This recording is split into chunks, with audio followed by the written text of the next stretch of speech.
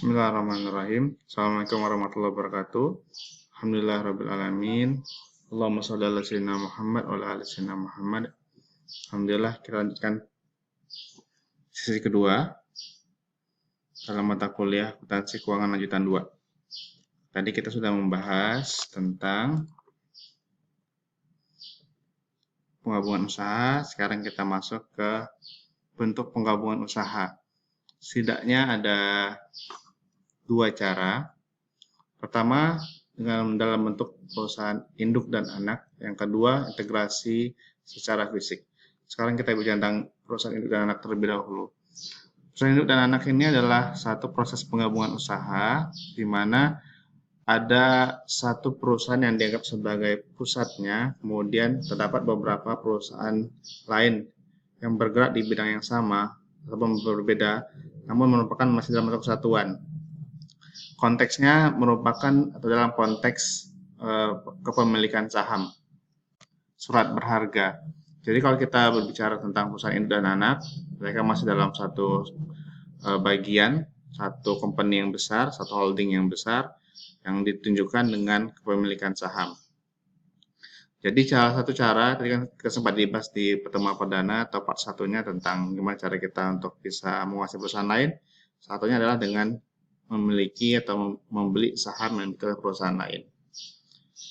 Nah, kalau kita berbicara dalam konteks kepemilikan saham, jadi ini ada beberapa instrumen yang bisa kita perhatikan atau bisa kita dapatkan dengan pembelian saham. Ini adalah salah satu juga keuntungan karena semester ini saya memegang beberapa mata kuliah, jadi saya bisa melihat perbandingan materi gitu ya.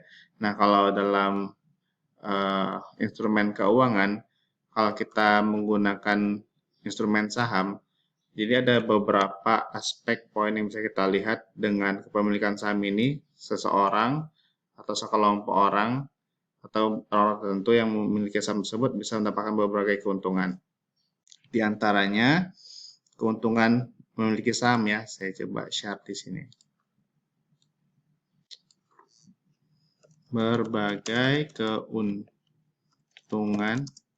membeli saham. Yang dikejar itu pertama adalah istilahnya capital gain. Capital gain itu adalah peningkatan nilai harga saham yang kita beli dari waktu ke waktu. Jadi misalnya kemarin kita membeli saham seharga 30.000 per lotnya. Satu lot itu terdiri atas 500 saham. Kemudian setelah berjalannya waktu setelah misalnya 1 tahun, 2 tahun, terjadi peningkatan harga. Ini misal 1 lot harganya atau 500 lembar, harganya sama dengan 30.000.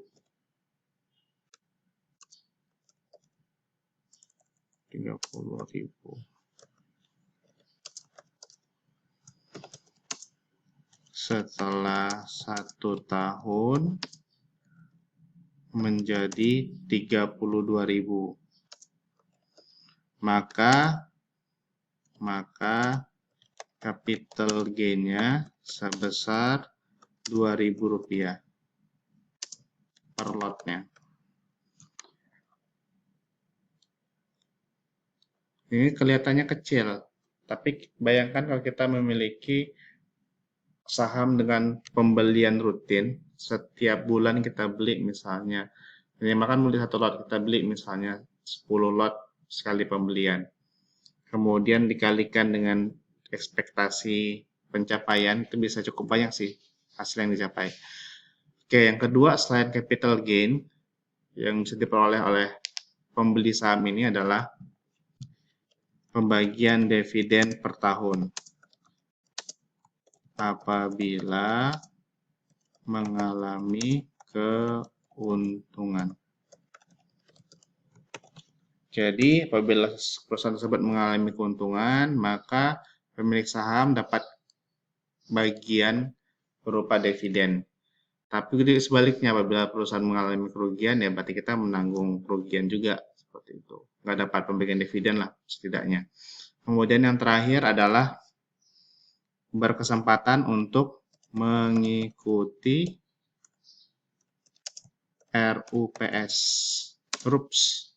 Rapat Umum Pemegang Saham, sehingga harapannya itu bisa merubah arah perusahaan atau memiliki perusahaan. Jadi ini adalah beberapa contoh hal penting untuk seseorang memiliki atau bertransaksi saham. Pertama, yang diperoleh adalah capital gain yang dikejar. Yang kedua, memperoleh dividen per tahun apabila perusahaan mengalami keuntungan. Dan yang ketiga, mengikuti RUPS tahunan. Tapi dengan beberapa ketentuan, misalnya jumlah persentase saham kita sudah sekian persen, itu baru kita bisa diundang. Tapi kalau masih 0, sekian persen, ya kita nggak bisa mengikuti RUPS. Dan jika boleh sharing mengapa Bapak tahu materi ini, karena Bapak sejujurnya merupakan salah satu investor di pasar saham Indonesia, bursa saham Indonesia. Dan kemarin sudah sempat memiliki beberapa lot saham, tapi sekarang tidak aktif lagi disebabkan karena sekuritas yang Bapak miliki sedang mengalami masalah, trouble. Tapi udah, setidaknya saya sudah punya pengalaman dan saya bisa sharingkan kepada rekan-rekan sekalian. Kemudian kita masuk kepada cara yang kedua, yaitu integrasi secara fisik. Integrasi secara fisik berarti materinya adalah tentang merger dan konsolidasi. Secara sederhana bisa kita lihat dalam bentuk pembagian kota ini, peta ini.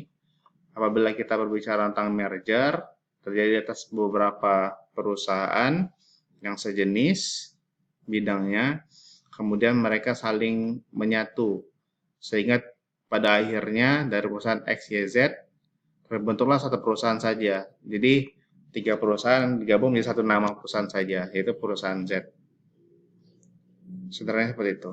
Semuanya bergabung menjadi satu nama dari 3 nama. Sementara consolidate itu penggabungan dari beberapa jenis usaha, contohnya perusahaan ABC. Setelah dikonsolidasi, maka terbentuklah satu nama yang baru, jadi perusahaan D. Nah, kemarin tugas dari teman-teman sekalian saya baca, alhamdulillah mayoritas jawabannya sudah benar, tapi ada sebagian juga jawabannya yang salah. Jadi saya berikan contoh lagi di sini, supaya kita bisa sama-sama memperhatikan kira-kira jawaban yang kemarin itu sudah benar atau salah, seperti itu, biar ada evaluasi. Ini contoh jawaban yang diberikan untuk contoh merger, perusahaan BRI Syariah, BNI, dan Bank Syariah Mandiri (BSM) menjadi PT BRI Syariah. Benar atau salah? Benar, karena masih tetap BRI Syariah yang muncul. Kemudian kita coba lihat yang di sini. Kita random aja ya. PT Multi Astra Tbk, PT Toyota Mobilindo, PT Toyota Astra, dan PT Toyota Engine Indonesia dimerger menjadi PT Toyota Astra Motor Tbk. Benar atau salah? Ya, jawabannya benar, karena mereka masih satu nama yang dimunculkan. Jadi dari 4 perusahaan digabung menjadi satu. Itu merger. Dan terakhir, sebagai contoh, Bank Lipo CMB Niaga menjadi Bank CMB Niaga. Benar, karena ini masih satu nama, 2 perusahaan menjadi satu. Sementara kita lihat di konsolidasi, untuk yang pertama contohnya Bank Mandiri, konsolidasi dari Bank BBD, Bank BDN, Bank Ekspor Indonesia, Bank Eksim, dan Bank Bapindo. Betul, dari BBD, BDN, Bank Eksim, dan Bapindo menjadi Bank Mandiri. Jawabannya sudah benar. Kemudian kita lihat yang Smartfren, konsolidasi dari PT Mobile 8 Telkom, Mobile 8 Telkom, dan PT Smartfren Telkom. Cerdas menjadi Smartfren. Benar, contoh yang benar juga. Kemudian kita bisa lihat lagi jawaban yang di sini. Indonesian Professional Reassurance Resort, kemudian konsolidasi dari PT, PT IPR, gabungan dari atau konsolidasi dari PT Reindo, Nasre, Tugure, dan Merin. Oh, perusahaan asuransi nih, luar biasa. Soalnya di bidang saya nih. Oke, menjadi IPR, benar. Jadi ini jawaban-jawaban kata yang udah benar. Mudah-mudahan nanti teman-teman yang mungkin kemarin jawabannya salah, masih bisa dievaluasi ya. Seperti itu. Mudah-mudahan juga paham. Selanjutnya kita next ke halaman berikutnya tentang sifat penggabungan usaha. Ini juga ada dalam modul, tinggal dibaca. Namun pada kesempatan ini saya ingin memberikan satu pemahaman baru tentang layer bisnis. Nanti teman-teman akan saya berikan link video tentang salah satu entrepreneur Indonesia, yaitu Bang Elang Gumilang.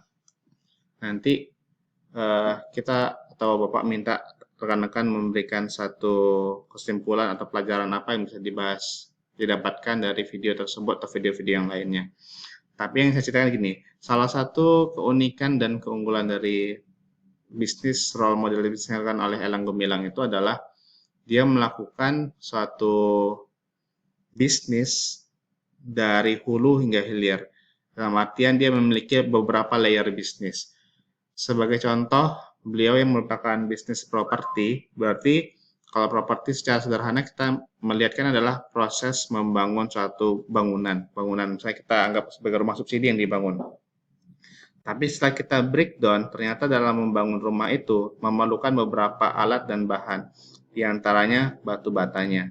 Contohnya batu bata, semen, pasir, kemudian memerlukan juga toko-toko beberapa supplier elektronik, kemudian untuk membuat kusen, pintu, genteng, besi, kemudian baja ringan, dia juga memerlukan toko paku, dan seterusnya. Terus supaya itu semua barang itu semua bisa masuk, diperlukan juga tahapan layer yang lain berupa alat angkut distribusi dari supplier toko untuk dibawa ke lokasi rumah dibangun, kemudian juga memerlukan untuk penggalian sumur dan seterusnya. Jadi ternyata salah satu kunci sukses dari Elang Group ini ketika dia membangun suatu rumah, kenapa harganya bisa relatif murah disebabkan karena dia memiliki beberapa layer bisnis. Semua lini bisnis dari hulu hingga hilir menjadi satu rumah, dia bangun sendiri. Dia memiliki tempat untuk pencetakan batu, sehingga ketika dia telah memiliki tempat itu, dia nggak beli ke tempat lain, namun dengan produk yang dia buat sendiri dengan harga yang lebih murah dan terjangkau. Kemudian dia juga memiliki toko untuk membuat semen, toko untuk yang masalah furniture untuk kayu, kemudian untuk bangun atap dan seterusnya. Jadi saya kira atau Bapak kira penting bagi kita yang seperti disampaikan di awal tadi, kita mengenai namanya compact advantage. Jadi besok ketika rekan-rekan sekalian mahasiswa apabila dapat kesempatan untuk membangun suatu bisnis, selayaknya kita bisa memikirkan beberapa layer-layer usaha yang bisa kita kembangkan.